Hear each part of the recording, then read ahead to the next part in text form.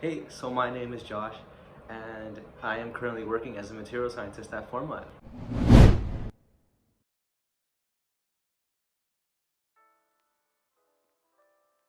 If you guys don't know Formlabs, they are an additive manufacturing company, also known as a 3D printing company, and they make some of the best desktop 3D printers in the world, I can say. They focus mostly on SLA technology, but I'm currently working on their new SLS product line. Here's a little bit about that in case you guys don't know what that is.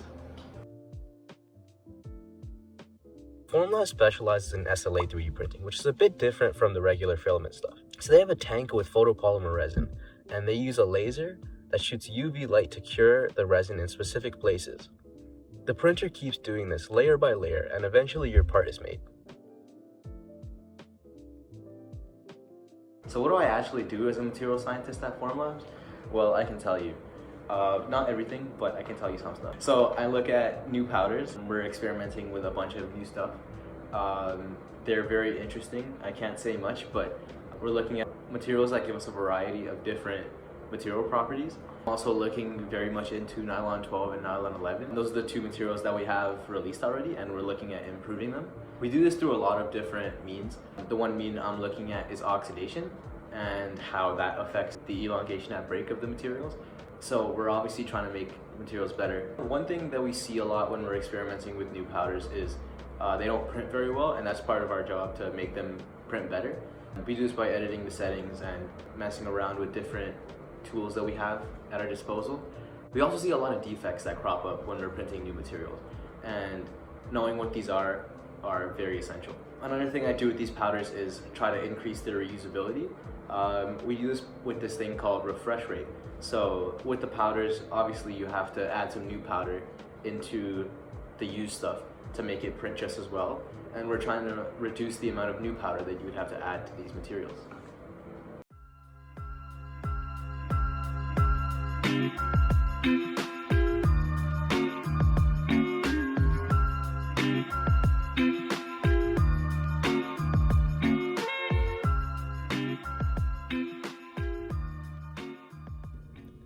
The people at Formlabs are amazing, and I would tell you about them, but I find that it's better to let them tell you themselves. So what do you like about Formlabs? Formlabs, I say, is one of the leading companies in 3D printing, and it has a lot of bright and innovative yet very motivated people working here. It's a really great company. It's a really good size where you feel like you're not too distant from upper management and where the big decisions get made. So as an intern engineer, your contributions still very much matter, and people are relying on you to do good work, and that makes the job fulfilling. So, what do you like about your job? I think that I like how creative and how autonomous it is. So whenever I get a feature that I have to develop, I get to think about how we're going to implement it, who it's going to impact, and I do a lot of talking to the different parts of the company to understand how they can help me accomplish my job. So, how would you describe the people at Formlabs? I think the people at Formlabs are unique in that they're a group of very creative individuals that are both very technically diverse. So you can find people that are experts in fields like designing for sheet metal and welding, as well as people that are incredibly advanced in specific fields like optics engineering. And one of the beautiful things about working on Formlabs products is that you get to interact with this technically diverse group of people that come together to create a very interdisciplinary product that excels in a lot of different ways. Nerds. I mean that in the best way possible, because I'm also that way, but I feel like everybody is really excited to be working on whatever they're working on, which is a really cool environment to be in, because I am also really excited about the stuff that I'm working on. It's very diverse background of technology. We got people from all over the place, and that's sort of where Nano fits in. So we do a lot of different things, right? We got people from mechie backgrounds, we got people from materials backgrounds, software, and especially on the print process and materials team, right? We do a lot of everything. We do some materials, we do some optics, we do electronics, we do mechanical stuff, thermals, all over the place. It's pretty cool.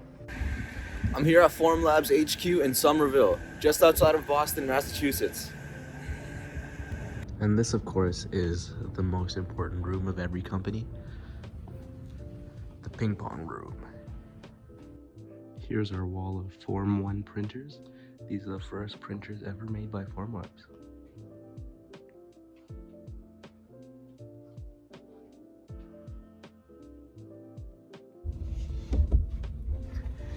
So you guys already know that I can't show you the inside of HQ. You guys saw the blacked out windows. You know that building's top secret and locked down. But I can talk about the engineering areas. For the SLS area, we have all of our desks in one section where we all sit and work, and then we have an engineering lab right next to that. It's filled with a ton of different printers that we take apart and mess with and try to add new components to and see if we can make it better. We also have a materials lab in the SLS area where we have a bunch of printers all printing different materials, and we're just seeing if we can make them work or print them better. Some perks that we have are we get lunch 3 times a week catered from different restaurants around the city, and we get unlimited 3D printing, which is nice.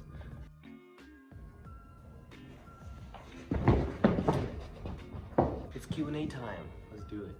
So the first question is, what is nanotechnology? That's a good question. Nanotechnology is the engineering of everything really small. It's pretty much like you're engineering the fundamentals of matter, almost. Like if you think of civil engineering, they're building bridges and buildings and stuff. We're doing the exact opposite. We're building matter. Nanotechnology encompasses a bunch of different disciplines. For example, material science, nanorobotics, nanobiology, and semiconductors. These are all forms of nanotechnology that are applicable in the world today. So how did I get to where I am today? So actually when I was in first year, COVID happened and I didn't get a co-op that semester. So it hit me pretty hard because I was like, damn, I'm really behind everyone. Like everyone's working and like I'm not getting any experience. But I think if you just keep striving to do what you like, I think people will see that, and if you're good at what you like, it's even better. I would also say to make sure that you like the work you're doing and you just don't like how the work sounds. I know a lot of people like engineering just because it's like, oh, I'm an engineer, but they don't actually know what that means.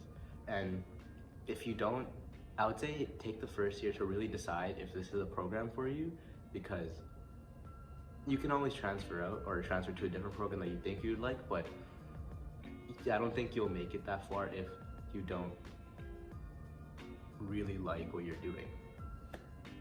So what's my favorite part of my job? It's actually the work itself is really fun, first of all. I wish I could tell you more, but they have me on a contract and I can't say anything.